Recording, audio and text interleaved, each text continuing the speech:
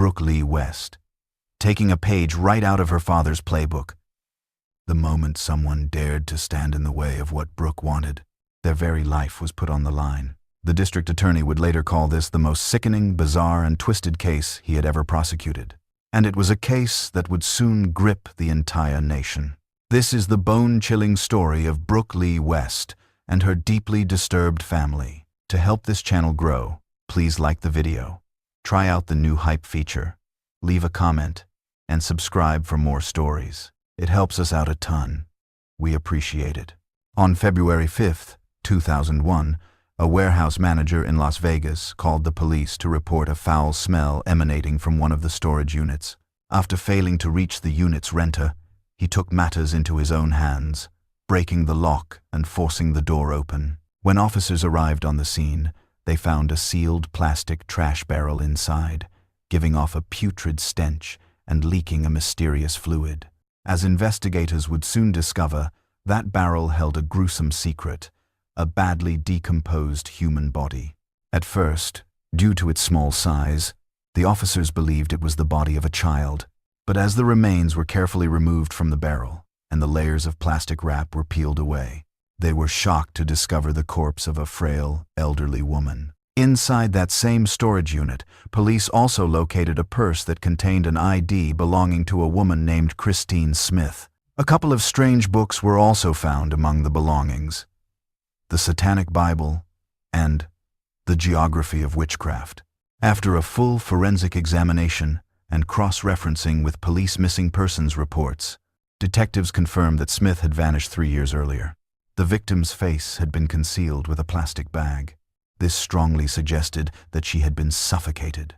Unfortunately, because the body was in such an advanced state of decomposition, police were unable to pinpoint Christine's official cause of death. Christine Smith was born in 1932, during the height of the Great Depression, to a family of Eastern European immigrants.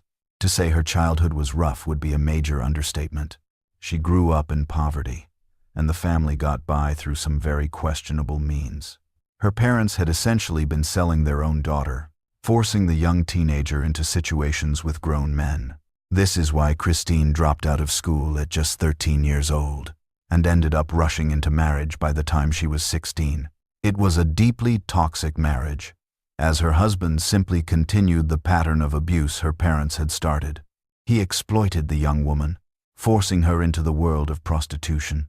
She was caught in a cycle of humiliation, anger, and absolute terror of her husband, a man she saw as nothing less than a common gangster. The marriage endured for about 2 years before she finally managed to escape. Christine's second husband was Leroy Smith, a U.S. Army veteran who had also served in the El Paso Police Department. They had 2 children together, a daughter named Brooke and a son named Travis. After Leroy's employment with the police department ended, the family relocated to California, hoping to find better economic opportunities. Leroy, however, was a deeply controversial figure in his own right. He openly declared himself a white supremacist, practiced Satanism, and was heavily involved with the occult. So, life under the same roof with a man like that was a far cry from ideal. In a strange way, the early lives of Christine and Leroy were eerily similar.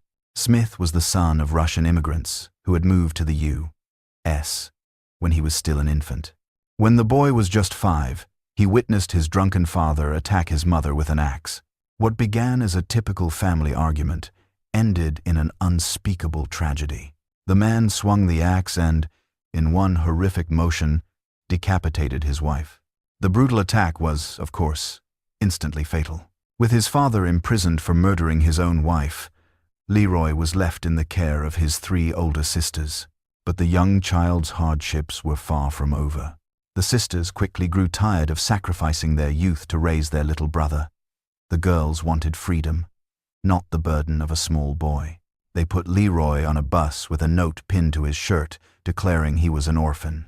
It explained that his mother was dead and his father was in prison. The sisters hoped some stranger would take responsibility for the child. After a couple of stops, the boy realized he was completely alone, surrounded by strangers.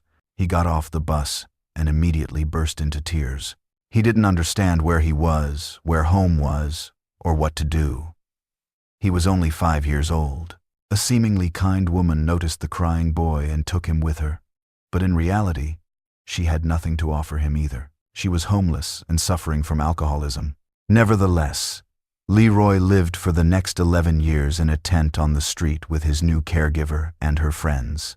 At 18, he joined the U.S. Army, and he would never again see the woman who had effectively raised him.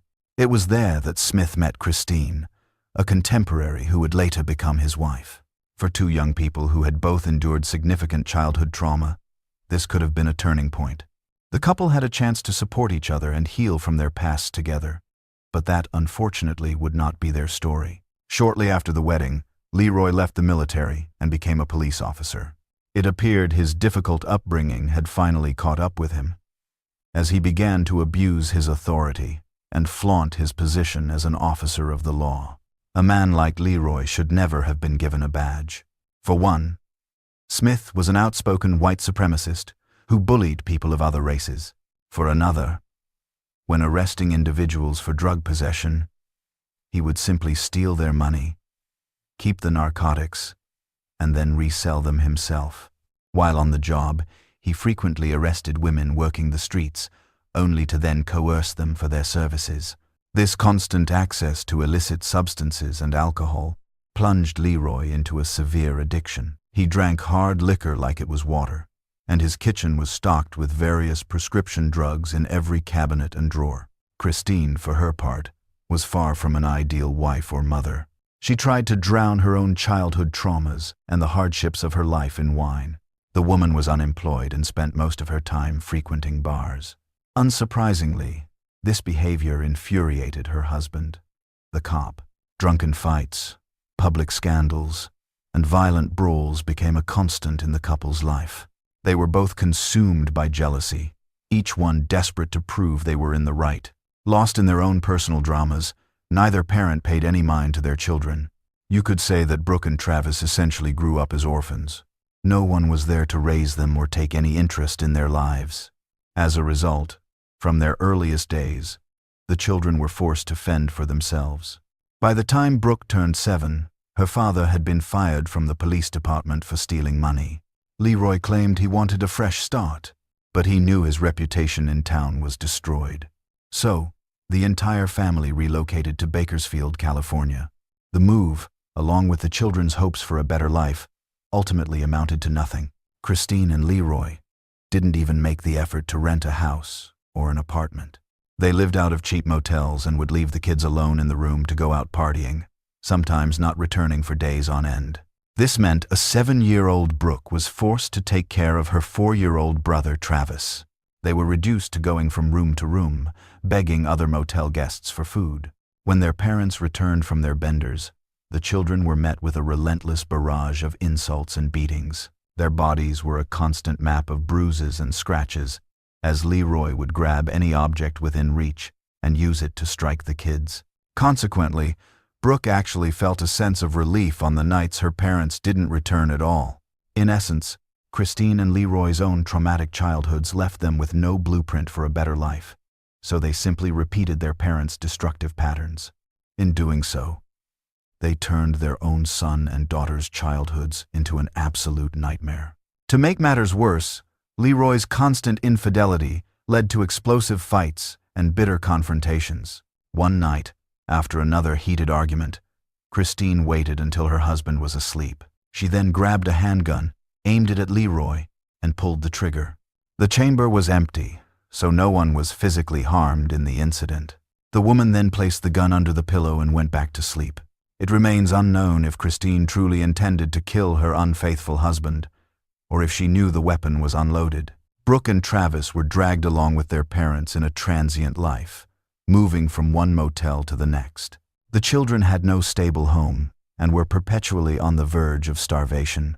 They were punished and beaten arbitrarily, often for no reason whatsoever. It's no surprise that this constant trauma left both the boy and the girl deeply broken. Eventually, the family dynamic became so toxic that Christine and Leroy finally split up. Leroy had grown tired of his wife's constant, albeit justified, accusations about his affairs. So he simply walked out on her, taking the children with him. Leroy was never a loving or attentive father. This was likely just another way to inflict more pain on his wife. Soon after, Leroy moved in with his mistress. This was the same woman he had been seeing throughout his marriage. Christine didn't stay single for long either, starting an affair with a married man named David. That relationship, however, was brief. David quickly realized he had made a huge mistake and suggested they part ways peacefully. However, Christine refused to be cast aside again and decided she would get even. She arranged to meet David in a crowded bar, supposedly to discuss their situation. The man, well aware that Christine was capable of anything, was cautious. He showed up with his wife, to whom he had already confessed the entire affair. The couple intended to handle the conversation with his mistress like rational adults, but Christine, for her part, was absolutely consumed by rage. It turned out she had a gun concealed in her coat. At one point, she aimed the weapon at David and attempted to fire, leading to her immediate arrest for assault and attempted murder. The court subsequently sentenced Christine to 14 years in prison. Leroy Smith was now left with the difficult task of telling the children they wouldn't see their mother for a long time because she was incarcerated. Brooke was old enough to understand what was happening, but young Travis needed an explanation. Leroy's solution was to lie, telling his son that his mother had passed away. Worse still, he didn't tell Travis himself. Instead, he forced Brooke to deliver the devastating lie to her little brother. When Brooke began school, she was relentlessly bullied by classmates who learned her mother was in prison for attempted murder. Consequently, Brooke felt unsafe both at home and at school. Her school life only made her situation at home feel even worse. Instead of stepping in to fix things like any responsible father would, Leroy decided he had acted too hastily in taking the children in the first place.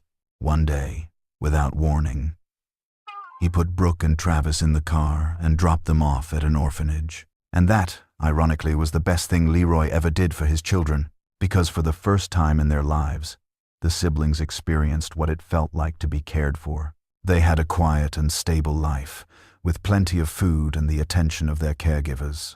But 2 years later, Brooke and Travis's newfound stability was about to be shattered all over again.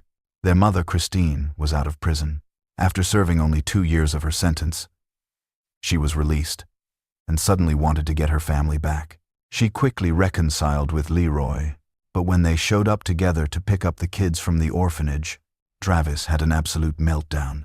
First, the boy had spent 2 years believing his mother was dead. He couldn't comprehend how she could just reappear out of nowhere. Second, he had grown to love his life at the orphanage and flat out refused to go back with them.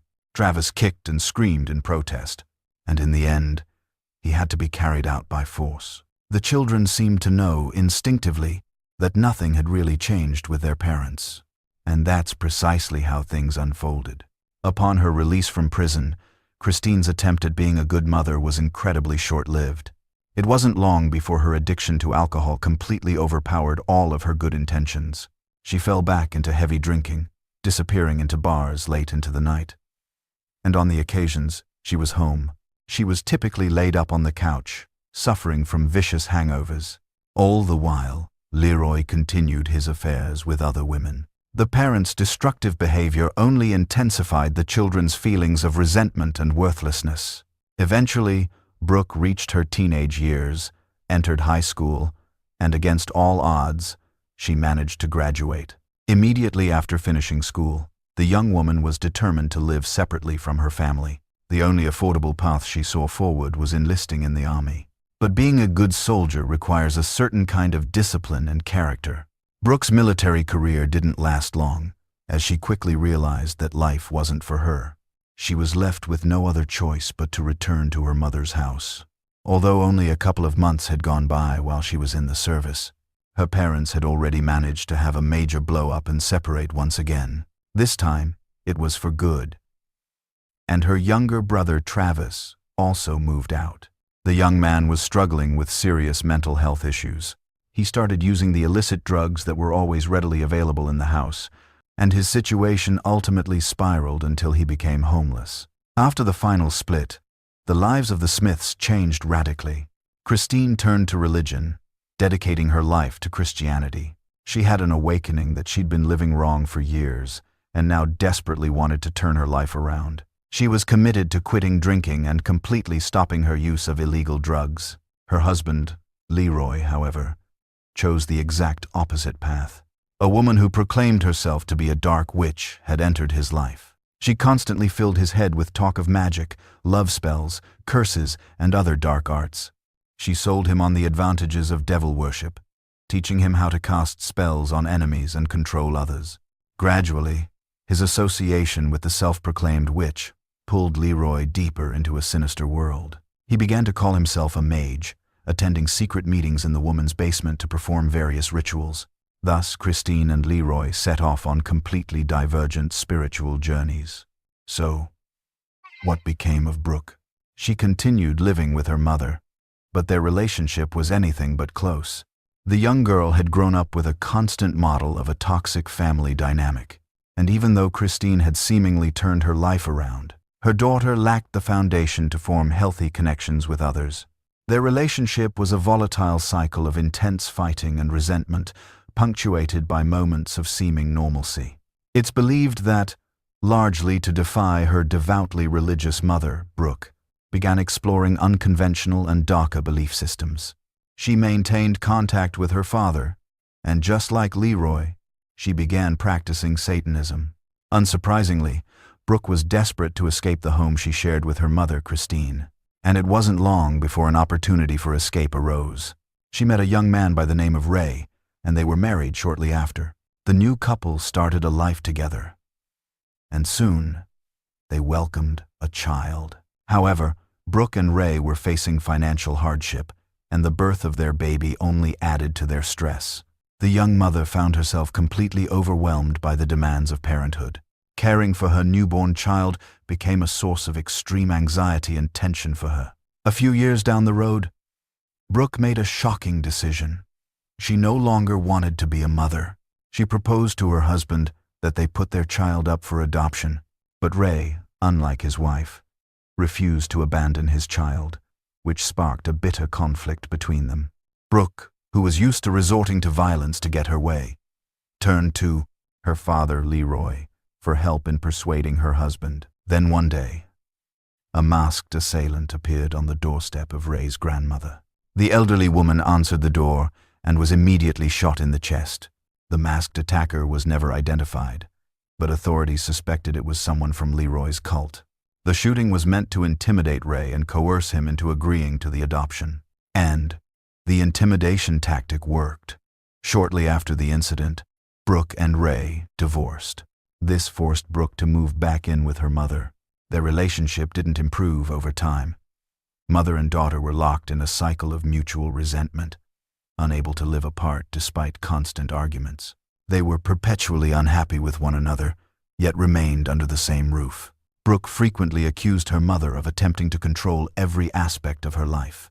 Christine alleged that her daughter was abusive towards her.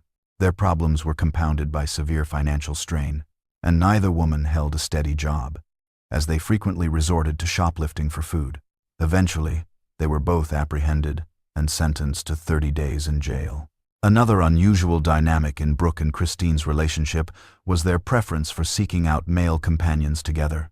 One of their primary spots for this was at Alcoholics Anonymous meetings. The mother and daughter would dress in their best clothes and attend meetings to scout for potential partners. This pattern of behavior continued for several years. Eventually, however, Brooke managed to turn her life around. She secured a stable, well-paying job. She purchased a new Jaguar and saved up enough money to buy a home for both herself and her mother. In the year 1994, Brooke West celebrated her 41st birthday.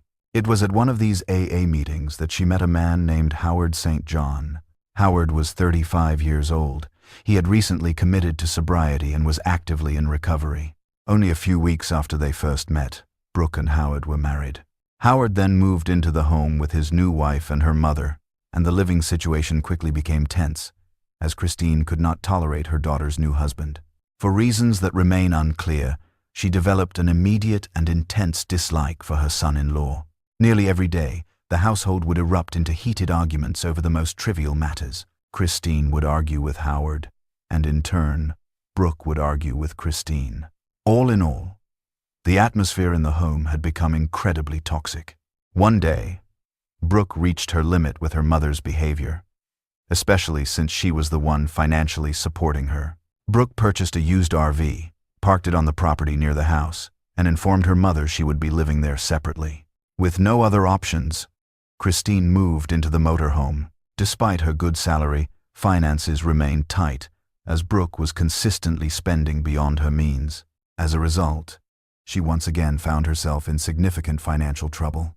Unpaid bills were piling up, her Jaguar payment was coming due, and there was simply no money to cover the expenses. It was then that Brooke devised a plan to commit insurance fraud.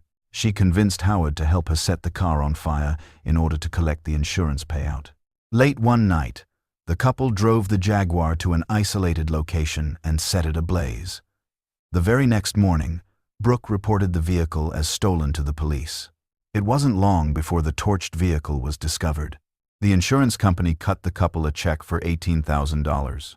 Brooke was thrilled with the windfall. She figured now she could clear her debts and finally start living the high life. But the detectives working the auto theft case smelled a rat. They suspected insurance fraud, so they brought Howard in for a little chat. Even though Howard kept his mouth shut, Brooke started to panic, convinced his release meant he'd spilled the beans on the whole scheme. The moment Howard walked through the door, his wife went off on him, screaming that he'd sold her out. As we've established, Brooke had a history of resorting to violence to solve her problems.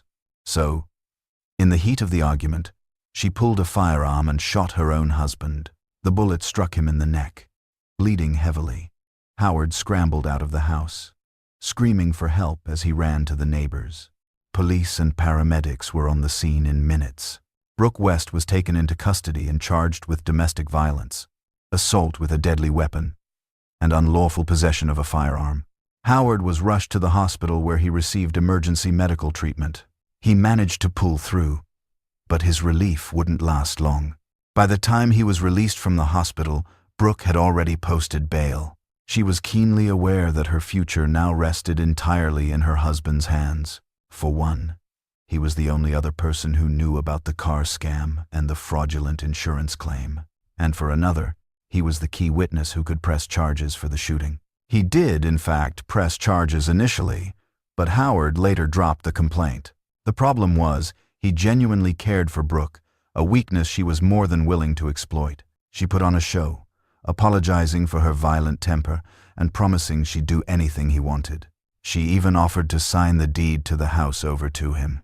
The unsuspecting husband fell for it hook, line, and sinker, believing his wife was capable of changing. He moved back home, hoping for a fresh start, but tragedy was just around the corner. A mere 2 weeks after the shooting incident, the body of Howard St. John was discovered in the California National Forest. A civilian found the body on a riverbank, a location alarmingly close to Brooke's home. The victim had sustained multiple gunshot wounds, and a plastic bag had been placed over his head. Right away, suspicion fell squarely on Brooke West. She was arrested based on her previous attempts to harm him. However, without any direct evidence, the authorities had to let her go. The police figured Howard must have had other enemies with a motive to hurt him. The investigation into St. John's death stalled and was temporarily put on hold. Apparently, Brooke didn't cope well with being alone, because after her husband's passing, she invited her mother to come live with her again. The two women reconciled and decided it was time for a clean slate. They packed their bags and relocated to Las Vegas, using Brooke's insurance money to rent an apartment. Christine took to Vegas immediately. She quickly made tons of friends, began going to church functions, and was truly enjoying her new life. Brooke, however, felt completely adrift. She had no sense of purpose and refused to even leave the house. Her mother, whose life was now going so well, began to get under her skin again. Brooke's mental health problems flared up once more, and she started seeing a therapist in Las Vegas. During their sessions, Brooke opened up to the therapist about her childhood traumas. She complained that Christine was the reason for the conflicts with her husband and detailed her current miserable situation. The therapist concluded that her mother appeared to be the root cause of all of the patient's issues. Brooke decided something had to change. She was completely fed up with her mom. One day, in February of 1998, one of Christine's new friends came by the West's apartment. The two women had made plans to catch up, but when the friend knocked, it was Brooke who opened the door. She explained that her mom wasn't living there anymore, and that Christine had moved to California to live with her son, Travis, and likely wouldn't be coming back to Las Vegas. The friend was taken aback. Based on what Christine herself had told her, she knew Travis didn't even have a home. So where exactly could she have gone? But the woman didn't press the issue. She just accepted what Brooke said without question and went on her way. After that day, nobody ever saw Christine again. The older woman seemed to have vanished into thin air, and Christine couldn't have gone to her son's. And not just because he was homeless, but also because back in 1993, Travis himself had vanished without a trace, a fact that would only come to light much later. Then, on February 5th, 2001, exactly 3 years to the day after Christine disappeared, the manager of a local public storage facility began fielding complaints from tenants about a sickeningly foul odor. Some renters even said it smelled like something had died, prompting the manager to check every single unit to pinpoint the source of the stench. He eventually traced the smell to Unit 317, which was rented out to a Brooklyn West. After failing to reach the renter, the manager used a master key to open the unit, discovering a large plastic barrel inside. The barrel was sealed shut with a lid and wrapped extensively in duct tape, making it impossible to see the contents. As the manager got closer, he noticed a large puddle of a bizarre, nearly black, murky liquid had seeped out from underneath it. Alarmed, the manager immediately called the police. When investigators pried open the barrel, the gruesome discovery inside was enough to make them physically ill. Right under the lid, a thick layer of dead maggots floated on the surface, and submerged beneath them were human remains. Due to the advanced state of decomposition, most of the internal organs had liquefied. When detectives peered into the plastic barrel, the contents barely resembled a human body at all. It was a grotesque mix of solid and liquid, and had taken on the shape of its container. It was clear the remains had been sealed inside for a significant amount of time. Despite the horrific condition of the body, investigators could see that the victim's head was covered by a plastic bag. Beyond that, it was difficult to determine a cause of death or exactly how long the body had been in the barrel. However, an ID found with the remains offered the first clue. The medical examiner's office conducted an autopsy. It confirmed the remains belonged to the mother of Brooklyn West, a woman named Christine Smith. Detectives immediately tracked down Brooke to ask her a few questions. West claimed her mother had moved to California to live with her son, Travis, but police could find no evidence to back up her story. The investigation also revealed that Brooke had been illegally cashing her mother's Social Security checks. The final piece of evidence was her fingerprint, found on the very duct tape used to seal the barrel. On September 5, 2001, Brooke West was taken into custody, suspected of murdering her own mother. As the evidence against her began to pile up, Brooke insisted her mother had died from natural causes. She told investigators she panicked, placed the body inside a trash barrel, and then moved the plastic container to a rented storage unit. At that point, the police were only working with circumstantial evidence, so their best hope was that Brooke would confess to the murder.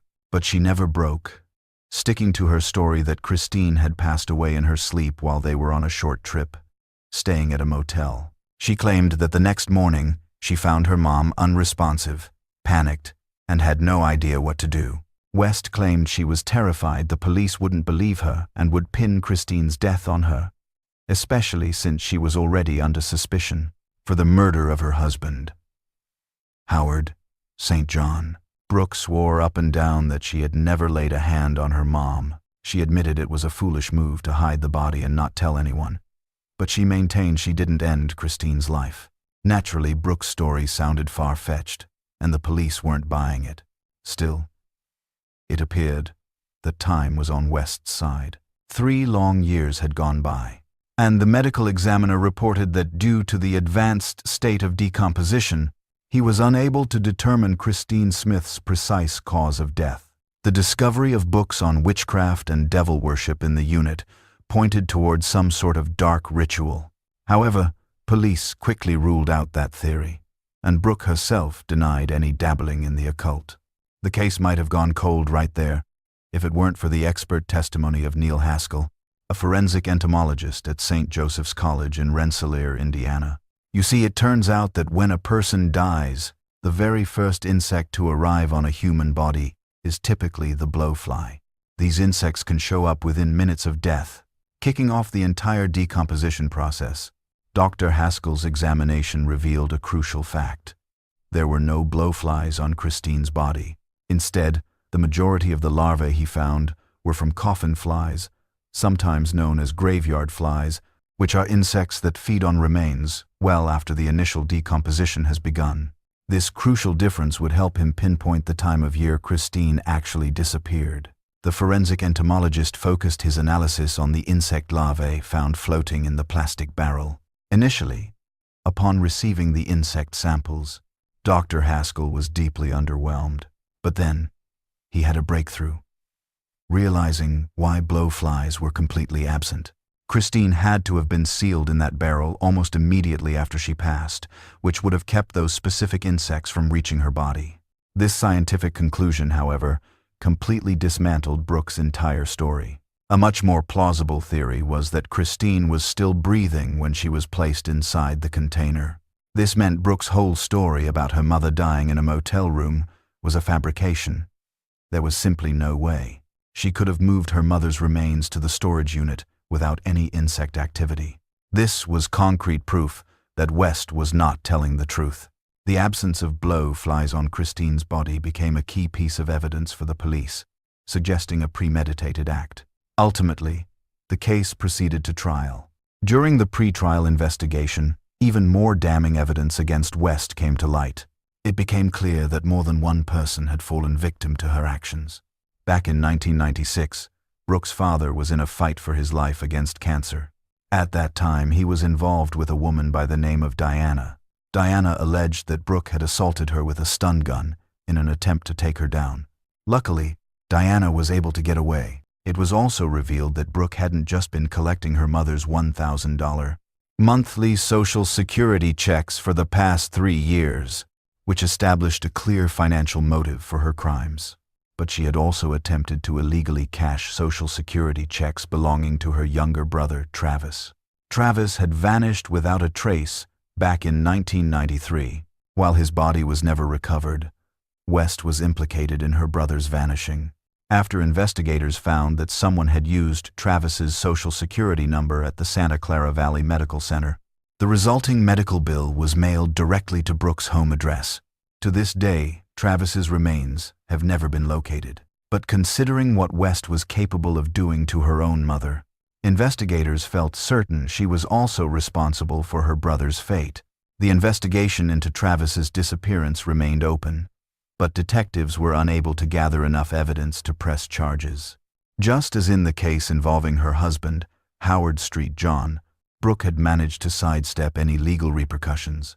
Her trial finally commenced in July of 2001. A jury found Brooke Lee West guilty of the first-degree murder of her own mother, Christine Smith, and she was handed a sentence of life in prison with no possibility of parole. At the time of her death, Christine Smith was 65 years old. Those who knew her described her as a warm and cheerful woman. Her own troubled childhood cast a long shadow over her adult life, and as a mother, she admittedly made many mistakes.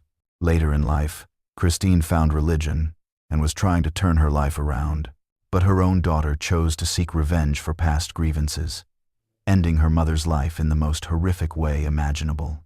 Then, in 2004, Brooke demanded a new trial, once again insisting that her mother had simply passed away in her sleep from natural causes.